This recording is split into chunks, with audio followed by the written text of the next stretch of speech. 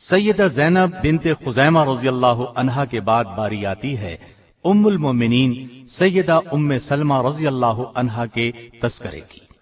ماں باپ نے نام ہند رکھا، والد کا نام ابو امیہ تھا، جو مکے کے ایک مشہور فیاض اور مخیر بزرگ تھے۔ ان کی فیاضی اور سخاوت کا یہ عالم تھا کہ سفر میں جاتے تو پورے قافلے کے اخراجات خود برداشت کرتے۔ اسی بنا پر وہ ذات الراکب کے لقب سے ملقب تھے۔ سیدہ ام سلمہ رضی اللہ عنہا نے چونکہ ایک فراخ دل، وسیع حوصلہ اور فیاض باپ کے زیر سایہ تربیت پائی تھی، اس لیے وہ بھی انہی اوصاف سے متصف تھی۔ والدہ کا نام عاتقہ بنت عامر تھا۔ والد کا تعلق قریش کے مشہور خاندان بنو مخزوم سے تھا اور والدہ بنو فراس سے تھی۔ آپ کا پہلا نکاح عبداللہ بن عبد الاسد سے ہوا، جو ابو سلمہ کے نام سے معروف تھے۔ ام سلمہ کے چچا زاد اور نبی کریم صلی اللہ علیہ وسلم کے رضائی بھائی تھے۔ ان دونوں میاں بیوی کا شمار ان خوش بخت حضرات میں ہوتا ہے جو اسلام کے دور اول ہی میں نعمت اسلام سے بہرہ مند ہو گئے تھے۔ ابو سلمہ رضی اللہ عنہ سے سیدہ ام سلمہ کے ہاں سلمہ، عمر، درہ اور زینب پیدا ہوئے۔ ان دونوں نے مکہ سے حبشہ کی طرف ہجرت کا بھی شرف حاصل کیا تھا۔ حبشہ میں کچھ مدت قیام کے بعد دونوں واپس مکے آ گئے، پھر مکے سے مدینے کی طرف ہجرت کی۔ کہتے ہیں کہ یہ پہلی خاتون ہیں جو مکے سے ہجرت کر کے مدینے آئیں۔ ابو سلمہ جب حبشہ سے واپس مکے آئے تو مشرکین نے پھر ان پر ظلم ڈھایا، اس لیے انہوں نے مدینے کا رخ کیا۔ ام سلمہ رضی اللہ عنہا کا ہجرت مدینہ کا واقعہ بڑا دردناک ہے۔ خود ہی بیان کرتی ہیں کہ اپنے شوہر ابو سلمہ کے ساتھ ہجرت کا ارادہ کیا۔ ان کا کم عمر لڑکا سلمہ بھی ساتھ تھا۔ ام سلمہ کے گھر والے رکاوٹ بن گئے اور بولے، تم اکیلے مدینے جا سکتے ہو لیکن ہماری بیٹی کو ساتھ نہیں لے جا سکتے۔ مجبوراً انہوں نے اپنی بیوی کو وہیں چھوڑا اور مدینے چلے گئے۔ ام سلمہ اپنے گھر آ گئی۔ اس وقت ان کی گود میں دودھ پیتا بچہ تھا۔ ام سلمہ کے گھر والوں نے انہیں شوہر کے ساتھ ہجرت کرنے نہیں دی اور ابو سلمہ کے گھر والوں نے ان سے بچہ بھی چھین لیا۔ اب حالت یہ تھی کہ ابو سلمہ مدینے میں تھے، ام سلمہ اپنے گھر میں اور بچہ ابو سلمہ کے ماں باپ کے پاس تھا۔ ظاہر ہے یہ صورت ام سلمہ کے لیے کس قدر اذیت ناک تھی۔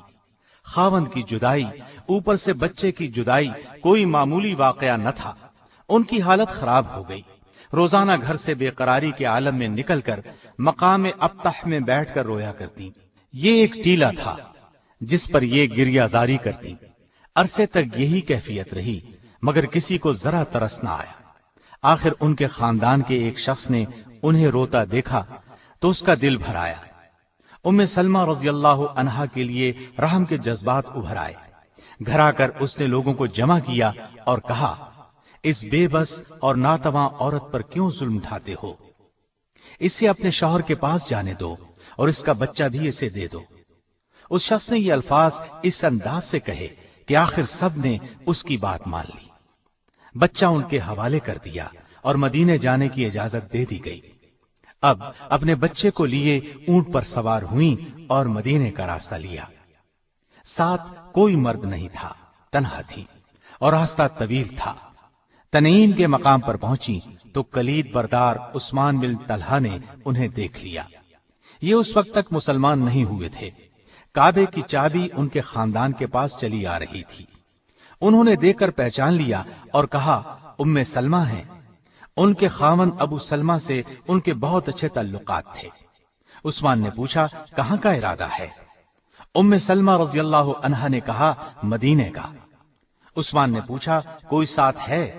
آپ نے فرمایا، اللہ اور یہ بچہ۔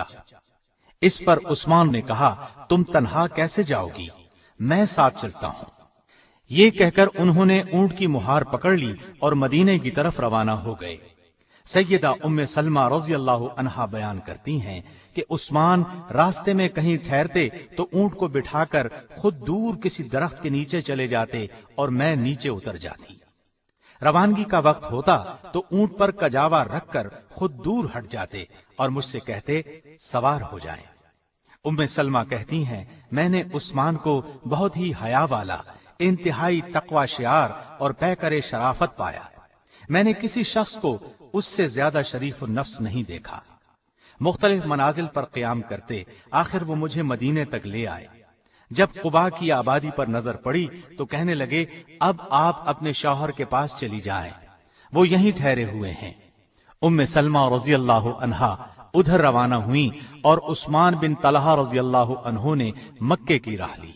اب ام سلمہ رضی اللہ عنہا اپنے شوہر کے ساتھ مدینے میں زندگی کے دن گزارنے لگی۔ وہ بہت خوش تھے۔ 2 ہجری میں بدر کا معرکہ ہوا، پھر احد کی لڑائی پیش آئی۔ ابو سلمہ رضی اللہ عنہ نے دونوں میں بھرپور حصہ لیا۔ احد کی لڑائی میں زخمی ہو گئے۔ یہ زخم اتنے شدید تھے کہ جمادی الاخری 4 ہجری میں زخموں کی شدت اور تکلیف سے اپنے خالق حقیقی سے جا ملے۔ رسول اللہ صلی اللہ علیہ وسلم کو وفات کی خبر پہنچی تو تعزیت کے لیے تشریف لائے۔ گھر میں کوہرام بپا تھا۔ سیدہ ام سلمہ رضی اللہ عنہا انتہائی غمزدہ تھیں۔ ان کو تسلی دی اور صبر کی تلقین کی۔ وفات کے وقت سیدنا ابو سلمہ کی آنکھیں کھلی رہ گئی تھیں۔ آپ صلی اللہ علیہ وسلم نے اپنے دست مبارک سے ان کی آنکھیں بند کی۔ اس موقع پر آپ صلی اللہ علیہ وسلم نے فرمایا، انسان کی روح جس وقت قبض کی جاتی ہے تو اس کی دونوں آنکھیں اس کو دیکھنے کے لیے کھلی رہ جاتی ہیں۔ اس کے بعد آپ صلی اللہ علیہ وسلم نے ان کی نماز جنازہ پڑھائی۔ مسلم کی روایت میں اس طرح ہے کہ ام سلمہ کہتی ہیں، جب میں چیخی چلائی تو رسول اللہ صلی اللہ علیہ وسلم نے فرمایا، کیا تم شیطان کو اس گھر میں داخل کرنا چاہتی ہو جس گھر سے اللہ نے اس کو نکال دیا ہے؟ آپ صلی اللہ علیہ وسلم کے ان الفاظ کے بعد میں نے منہ سے آواز نہیں نکالی۔ ابو سلمہ رضی اللہ عنہ کی وفات کے بعد جب عدت گزر گئی تو سیدنا ابو بکر صدیق رضی اللہ عنہ نے ام سلمہ رضی اللہ عنہا کو نکاح کا پیغام دیا، لیکن سیدہ نے انکار کر دیا۔ اس کے بعد سیدنا عمر رضی اللہ عنہ نبی کریم صلی اللہ علیہ وسلم کا پیغام لے کر آئے تو انہوں نے فرمایا، میرے چند عذر ہیں۔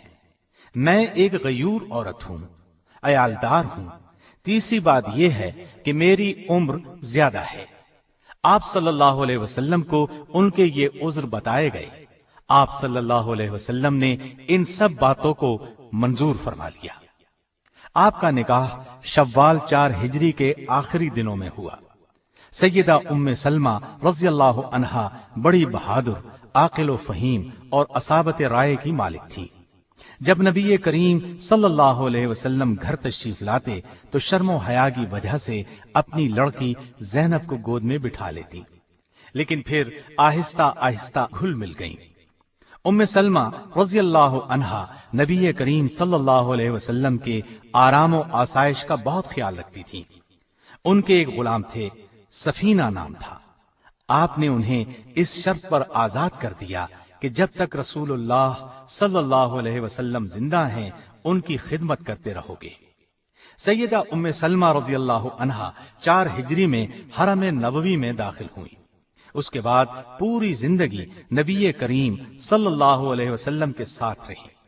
صلح حدیبیہ کے موقع پر سیدہ ام سلمہ رسول اللہ صلی اللہ علیہ وسلم کے ساتھ تھی۔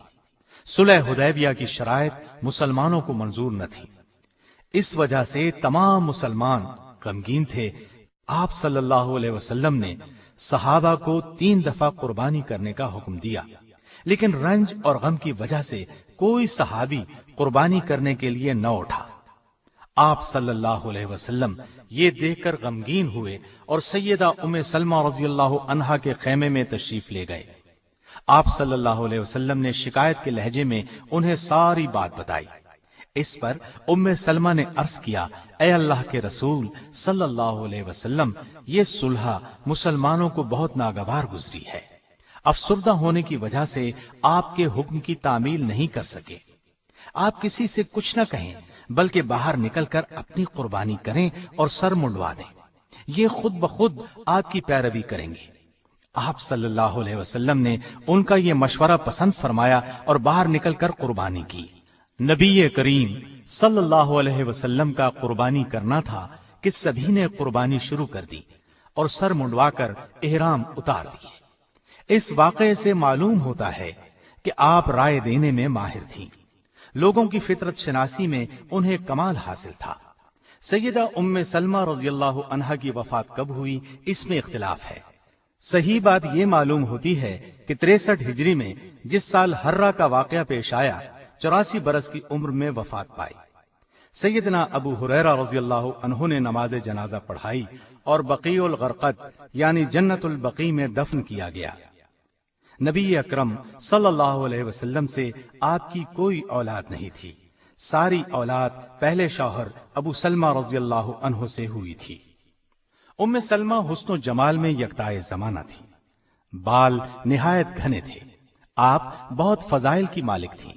علم کے لحاظ سے اگرچہ سبھی ازواج مطہرات کا درجہ بلند ہے، لیکن سیدہ عائشہ رضی اللہ عنہا اور سیدہ ام سلمہ رضی اللہ عنہا کا تو ان میں جواب نہیں تھا۔ لوگ مسائل ان سے پوچھتے تھے۔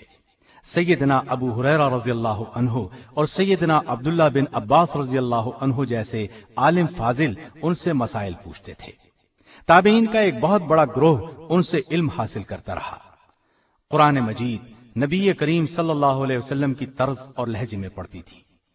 ایک مرتبہ کسی نے سوال کیا، نبی اکرم صلی اللہ علیہ وسلم کس طرح تلاوت کیا کرتے تھے؟ سیدہ نے فرمایا، ایک ایک آیت الگ الگ پڑھتے تھے، پھر خود اس طرح پڑھ کر سنایا۔ حدیث کے میدان میں بھی آپ کا خاص مقام تھا۔